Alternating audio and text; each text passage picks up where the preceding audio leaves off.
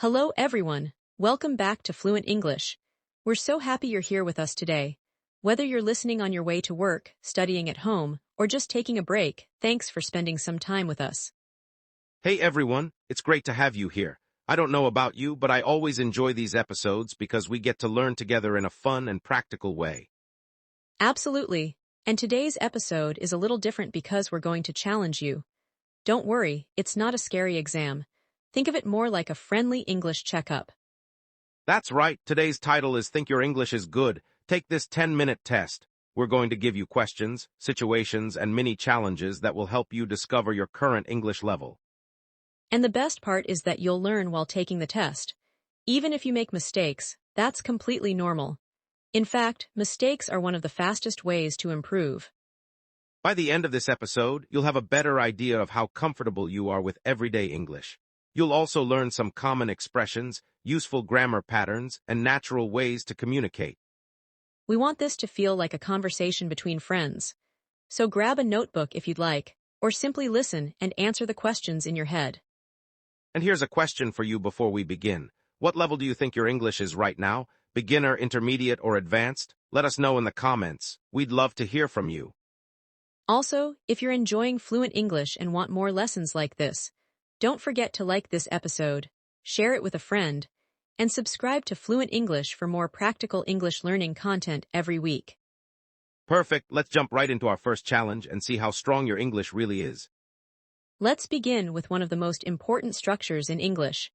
The basic sentence pattern is subject plus verb plus object. Understanding this structure helps you build clear and natural sentences. Here are some examples. I drink coffee. Subject, I verb drink, object coffee. Another one, she reads books, or they watch movies, or we play soccer, or he studies English. These are simple examples, but they're incredibly useful. Think about your own life. I might say, I check my email every morning, or I call my family on weekends. Now let's test our listeners. Can you make a sentence about your daily routine? Try it right now. Start with I and then add a verb and an object. Great, maybe you said, I eat breakfast, or I watch videos. The exact sentence doesn't matter. What matters is practicing the structure. Here's another challenge. Can you create a sentence about something you enjoy? Maybe I play video games, or I listen to music. Now let's talk about negative sentences. To make a sentence negative in the present simple, we often use don't or doesn't. For example, I drink coffee becomes I don't drink coffee. She likes pizza becomes she doesn't like pizza. Notice something important. After don't or doesn't, we use the base form of the verb, not doesn't likes but doesn't like. That's a very common mistake. Can you make a negative sentence about yourself? Maybe I don't wake up early, or I don't like spicy food. Let's make it more personal. I don't enjoy running in hot weather. What about you? Think of something you don't enjoy and say it out loud. Speaking out loud is powerful. It helps train your mouth and your ears at the same time. Another useful variation is asking questions.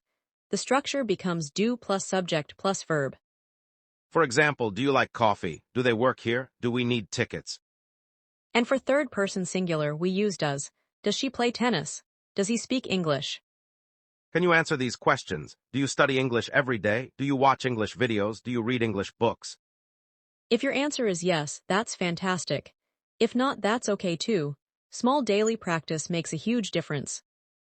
Before we move on, write one positive sentence, one negative sentence, and one question in the comments. It's excellent practice. Remember the pattern, subject plus verb plus object. Then add don't, doesn't do, or does when needed. That's the foundation.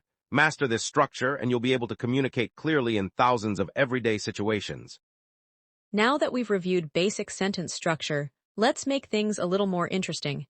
In real conversations, people don't just use simple statements. They also talk about opinions, preferences, and experiences. Exactly. One of the easiest ways to sound more natural in English is by using phrases like I think, I believe, I feel, and in my opinion. These expressions help you share your thoughts politely. For example, I can say, I think English is easier when you practice every day. And I might say, I believe listening is one of the best ways to improve. Both sentences express opinions, but they sound friendly and natural. Let's look at the structure. A simple formula is, I think plus subject plus verb. Here are some examples. I think this movie is great. I think she's very friendly. I think we should leave early. I think English is fun. Notice how useful this pattern is. You can use it in almost any conversation. Let's challenge our listeners. What do you think about learning English? Try starting your sentence with I think. Great job. Maybe you said, I think English helps me connect with people. Or, I think English creates new opportunities. Now let's compare formal and informal usage. In casual conversations, people often say, I think, I guess, or I feel like. For example, I guess he's busy, or I feel like staying home tonight. In more formal situations, people may use phrases such as I believe, in my opinion, or it seems that. Imagine you're in a meeting. Instead of saying, I guess this is a good idea, you might say, in my opinion, this is a good solution. Let's do a quick dialogue. What do you think about online learning? I think it's convenient, because you can study anywhere. Interesting. I believe it's effective if students stay motivated. See how both answers express opinions naturally. Absolutely, and that's exactly how native speakers communicate every day. Here's another important point. Sometimes learners are afraid to share opinions because they're worried about making mistakes. But communication is more important than perfection. That's right. Even a simple sentence like, I think this book is interesting, is valuable because you're expressing yourself. Let's practice with some everyday topics. What do you think about coffee? What do you think about social media? What do you think about studying late at night? Say your answers out loud. Don't just think them. Speaking is where real improvement happens. Here's another useful pattern. I think plus someone plus should plus verb. For example, I think students should read more. Or, I think people should exercise regularly. This structure helps you give gentle advice while sharing your opinion. Let's talk about tips for sounding natural. First, don't overthink every sentence. Second, use simple words confidently. Third, focus on communicating your idea clearly. Those 3 tips can dramatically improve your speaking confidence. Here's a comment challenge. Write one sentence beginning with I think, one with I believe, and one with in my opinion. You'll be surprised how quickly these expressions become part of your everyday English. To review, we learned how to express opinions using natural structures, how to adjust your language for formal and informal situations, and how to communicate your ideas with confidence. Let's move to another skill that strong English speakers use every day, talking about plans and future actions. This is incredibly useful because conversations often involve future events. We talk about tomorrow, next week, vacations, work projects, and personal goals all the time. One common structure is subject plus be going to plus verb. For example, I'm going to study tonight. She's going to travel next month. They're going to visit their grandparents. This structure is perfect when you already have a plan. Let's look at some real-life situations. Tomorrow, I'm going to clean my apartment and prepare some meals for the week. And I'm going to meet some friends for dinner and then watch a movie. Notice how natural these sentences sound. They're simple but very useful. Another way to talk about the future is using will. Usually, will is used for decisions made at the moment of speaking or predictions. For example, I'll help you, or I think it will rain tomorrow. Here's a quick comparison. I'm going to visit my cousin next weekend. Sounds like a planned event. But I'll call my cousin tonight. Sounds like a decision I just made. That's a helpful distinction for learners. Let's do a short conversation. What are you going to do this weekend?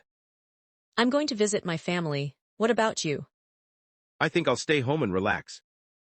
Perfect. That's exactly how these forms are used in real life. Now let's discuss tone and natural delivery. Native speakers often shorten expressions when speaking. Instead of saying, I am going to, people frequently say, I'm gonna in casual conversation. However, learners should first master going to before using casual reductions. Good point. Clear communication comes first. Another way to sound polite is by adding expressions like I hope, I'd like to, or I'm planning to. For example, I'd like to improve my English this year. Or I'm planning to read more books in English. These phrases sound positive and natural. Let's do a mini practice activity. I'll give a situation and you create a future sentence. Situation 1. You have an English exam next week. Maybe you said, I'm going to study every day. Situation 2. A friend asks for help moving furniture. You could say, I'll help you. Situation 3. You want to improve your health. Maybe I'm going to exercise 3 times a week. Excellent. These are practical situations you'll actually use. Remember to speak the answers out loud. Your speaking muscles need practice just like any other skill. Before we finish this section, write a comment describing one thing you're going to do tomorrow and one thing you'll do this week. Let's review the structure. Use going to for plans and intentions. Use will for quick decisions, offers, promises, and predictions. Practice them often and your future English conversations will feel much more natural. Before we finish today's English test, let's talk about something every learner experiences: mistakes. Trust me, we've all made them. Absolutely. I still remember some of the funny mistakes I made when learning another language. Sometimes I thought I was saying one thing, but I was actually saying something completely different. The good news is that mistakes are part of the learning process. Today, we'll look at some very common English mistakes and learn how to fix them. Let's start with mistake number 1, forgetting the third person s. Many learners say, she work every day. The correct sentence is she works every day. Why is the first sentence wrong? Because in the present simple tense, he, she, and it usually require an s on the verb. Here are more examples. Incorrect. He drive to work. Correct. He drives to work. Incorrect. It rain a lot. Correct. It rains a lot. Mistake number 2 is using the wrong form after doesn't. Many learners say she doesn't likes coffee. The correct sentence is, she doesn't like coffee. Remember, after doesn't use the base form of the verb. Think of doesn't as already carrying the grammar information. The main verb stays simple. Let's practice which is correct. He doesn't play soccer or he doesn't play soccer. The second one is correct. Mistake number 3 is confusing will and going to.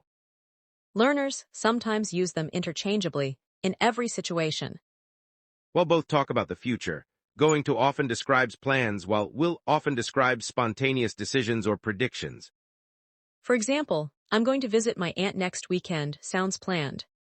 But I'll answer the phone sounds like a decision made right now.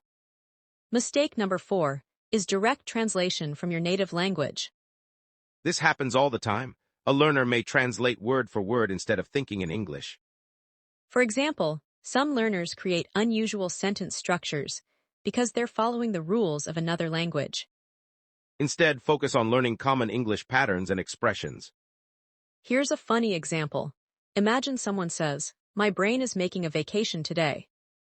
Native speakers would probably smile, but they'd usually say, I'm not thinking clearly today.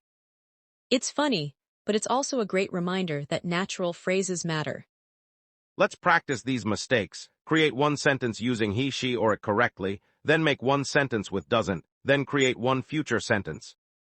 Don't worry if your sentences aren't perfect. Progress is much more important than perfection.